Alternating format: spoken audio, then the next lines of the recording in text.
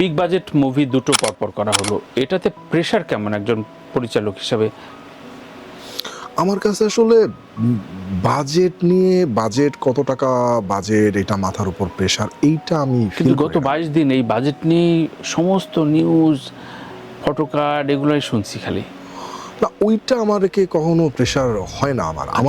আমার প্রেশারটা হয় হচ্ছে এই জায়গায় যে আমি একটা গল্প বলতে চাই, সেই গল্পটা ঠিকঠাকভাবে বলতে চাই, সেই গল্পটা ঠিকঠাকভাবে বানানোর জন্য কত টাকা লাগবে ওইটা আমার কাছে ম্যাটার করে।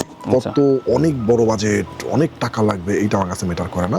এরপরে যে চাপটা থাকে সেটা হচ্ছে আমি যাদের জন্য গল্পটা বলতে চাচ্ছি এবং যাদের জন্য গল্পটা বলছি বানানোর পরে, তারা আসলে কতটুকু, মানে তাদের কতটুকু ভালো লাগলো, তাদের ভালো লাগাটা আসলে আমার সার্থকতা।